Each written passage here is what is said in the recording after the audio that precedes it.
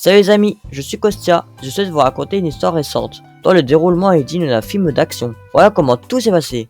Un jour, je descendis dans le métro et montai dans un wagon à moitié vide. Mais après quelques minutes, il était déjà plein. C'était l'heure de pointe.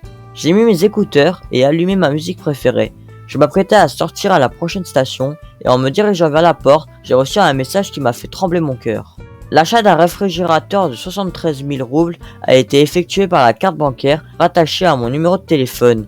Les amis, entendez-vous cela? 73 000. J'ai immédiatement commencé à appeler la banque. Ensuite, j'ai remarqué que les gens autour de moi ont commencé à réagir à des messages similaires. Presque toutes les personnes dans le wagon avaient un téléphone dans leurs mains et les larmes coulaient sur les écrans. Zut, nous avons été piratés à la grande échelle. Quelqu'un a pris notre argent. J'ai alors arrêté d'appeler la banque et j'ai joint au téléphone mon grand frère, qui pouvait aussi surprendre avec ses compétences dans le domaine. Une fois sortis du wagon, les gens ne se sont pas dispersés. Une sorte de confrontation a commencé car les passagers se soupçonnaient les uns les autres. C'était clair que l'auteur de cet acte ayant consisté à vider plusieurs dizaines de comptes était parmi nous, et qu'il a forcément avec lui un fichu appareil capable de cela. Les événements se sont déroulés très rapidement. Après quelques secondes, une bagarre a éclaté sur la plateforme, mais les policiers sont intervenus à temps. Quant à moi, j'avais déjà commencé à télécharger l'application que mon frère m'a conseillée. Elle me montra que l'appareil utilisé pour nous piquer notre argent se déplaçait à une cinquantaine de mètres de moi. Je me suis dit alors, waouh, mais quelle application! Malheureusement, le cercle de suspects était trop grand car des centaines de personnes se trouvaient devant moi. Comment traquer le criminel? Soudain, le signal a commencé à s'orienter rapidement vers l'est. Oh non, le criminel utilisait un moyen de transport. Je me suis précipité sur la route pour arrêter une voiture, mais je suis tombé sur un motocycliste fou. Je n'ai jamais roulé à une telle vitesse auparavant. En dépassant la voiture suivante, le motocycliste a failli cogner à une énorme Jeep. Il a ensuite freiné dans un feu tricolore et j'ai réussi à sauter de ce transport dangereux. Le gars s'est juste contenté de rire et de continuer sa route. Après cela, j'ai sauté sur le siège arrière d'un taxi libre et la poursuite reprit son cours, mais elle s'est terminée beaucoup plus tôt que prévu. Nous sommes arrivés devant un immeuble et j'ai vu une vieille cabriolet qui avait déjà attiré mon attention.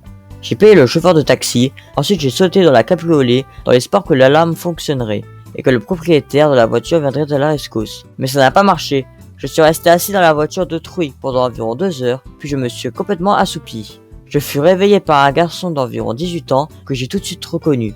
Et oui, à coup sûr c'était lui qui était dans le même wagon que moi. J'étais alors sauté de la voiture et j'ai attrapé le sac à dos de ce mec. Le délinquant s'est mis à courir, je l'ai vite rattrapé car je pratiquais de la course.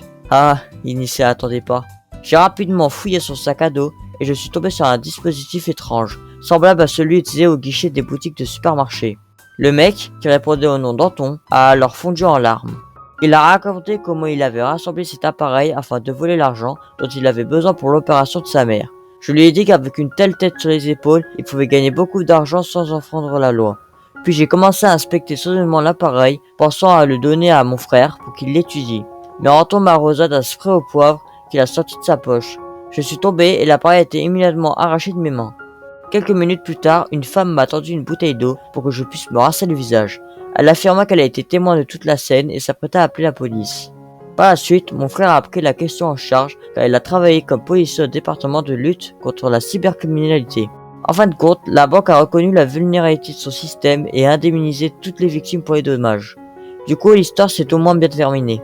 Likez et abonnez-vous à la chaîne si mon histoire vous a plu. Merci d'avoir regardé, salut!